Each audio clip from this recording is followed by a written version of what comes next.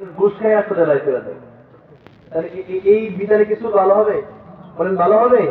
কিন্তু একটা চুরের যদি হাত কেটে দেওয়া যাইত, তাহলে ওই চুরকে দেখে আগামীর চুরগুলো শিক্ষা নিত। একটা খুনের বিচার যদি ঠিকভাবে করা হতো, আগামীর খুনিরা সাবধান হয়ে যেত। ঠিক হবে ঠিক?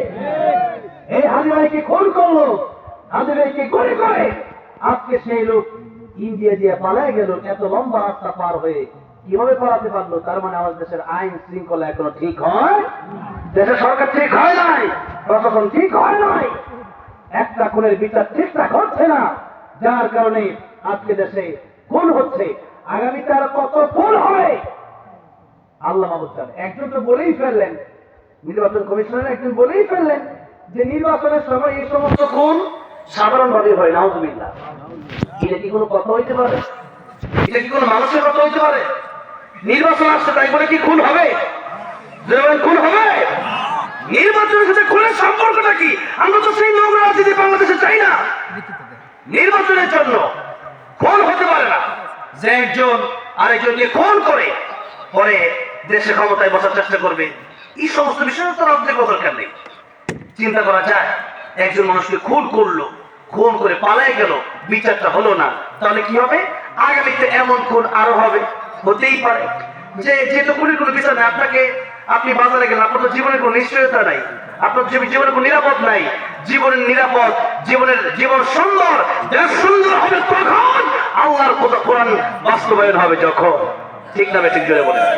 কিন্তু সে আল্লাহর কোরআন আমরা মানতে রাজি না, সব জায়গায় মানতে রাজি না। আমরা বলেন তাহলে আল্লাহ বলেন তো খুলুফ ইসলামে কাফা, পরিপূর্ণ ইসলাম মানো। ইসলাম কমপ্লিট কোড অফ লাইফ। ইসলাম হচ্ছে পূর্ণাঙ্গ জীবন বিধান। এখানে যদি আপনি মনে করেন যে একটু মন চাইলে মানলাম, একটু মন চাইলে মানলাম না, তাহলে এই মানার মাধ্যমে জান্নাতে যাওয়া যাবে না। নামাজের সব 4 রাকাত, আপনি 3 রাকাত পড়লেন, কয় রাকাত হবে? 1 রাকাত হবে না। যেরকম ঠিক না ঠিক?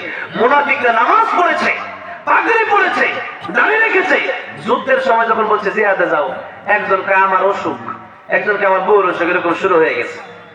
তাহলে এই যে সরসাতরি মানে ইসলাম সব জায়গায় না মানা। ইসলাম খাওয়ার বেলায় যেমন আছে, মসজিদে যাওয়ার বেলায় যেমন আছে, বাথরুমে যাওয়ার বেলায় যেমন আছে, মুমিনের ইমানদারির পুরো জীবনটাই হবে ইসলাম। পুরো জীবনটাই কি হবে?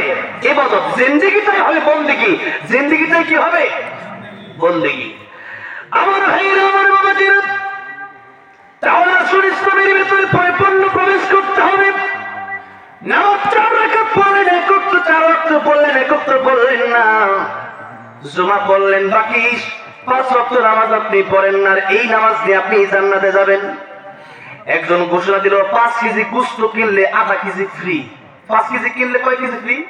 আধা কেজি ফ্রি। আপনি গিয়া বললেন যে 5 কেজি নেব না, আধা কেজি ফ্রি করে দিয়ে দেন। দিবে? 5 কেজি কিনলে তো আধা কেজি ফ্রি দেওয়া হবে। তো সারাদিন নামাজ নাই, 5 ওয়াক্ত নামাজ দেয়, আপনি জুমার দিন চলে গেছেন, মনে করতেছেন যে ও একবার পাক্কা মুসলমান, দামি জামা বিন্দা। সারা বছর নামাজ ঈদের সময় গেছেন, সারা বছর নামাজ না বলে ঈদের নামাজ কি আবার? কিসের ঈদ আবার আপনার জন্য? সারা বছর নামাজে পড়ে তার জন্য না ঈদ। জোরে কোন ঠিক না বেঠি? তাহলে 5 কেজি গোশত কিনলে যেমন আধা কেজি ফ্রি দেওয়া হয়, আর 5 কেজি না কিনলে যেমন আধা কেজি ফ্রি দেওয়া হয় না, এমনি আপনাকে দিবে না। ঠিক তেমনি আপনি 5 ওয়াক্ত পড়লে জুমার ফজিলত পাইলেন, 5 ওয়াক্ত পড়লে না কিসের জুমার ফজিলত আবার? সেই জন্য কেউ যদি মন চাই নামাজি হয়, যে আল্লাহ বলছে 5 ওয়াক্ত পড়ে ইন্নাস সালাতা কানাত আলাল মুমিনিনা কিতাবাম মাওকুতা, নির্দিষ্ট সময় নামাজ পড়তে হবে। এখন আপনি ফজরটা জোহরের সময়, জোহরটা আসরের সময়, আসর নাই গিয়া, বুঝলেন কোন ঠিক না বেঠিক? এই হলো নামাজের অবস্থা। তাহলে এই নামাজ যারা পড়বে, এই হলো 5 নাম্বার নামাজি, এই নামাজি জাহান্নামে যাবে। এই নামাজি কোথায় যাবে? জাহান্নামে যাবে। সে 4 ওয়াক্ত পড়লো, 1 ওয়াক্ত পড়লো না, কেন? এই 1 ওয়াক্ত না পড়ার কারণে জাহান্নামে যাবে। গেল এক। এটা হলো 5 নাম্বার নামাজি। বা 4 নাম্বারে যাই। 4 নাম্বারের নামাজি 5 ওয়াক্ত নামাজি পড়ে, কিন্তু ও মুসলমান, আজকে দুনিয়ার সব শিখতে হয়, কিন্তু নামাজ বুঝি শিখতে হয় না। ব্যবসা বাণিজ্য শিখতে হয়, নামাজ শিখতে হয় না। গাড়ি চালালে শিখতে হয়, নামাজ শিখতে হয় না। আমি মাঝে মধ্যে এই যেগুলো রুট দেয় গাড়ি আমি চালাই, আমার ড্রাইভার তো অনেক লম্বা সফর দিলে কষ্ট হয়ে যায়, তা আমি কই একটু আমার দেও চালাই।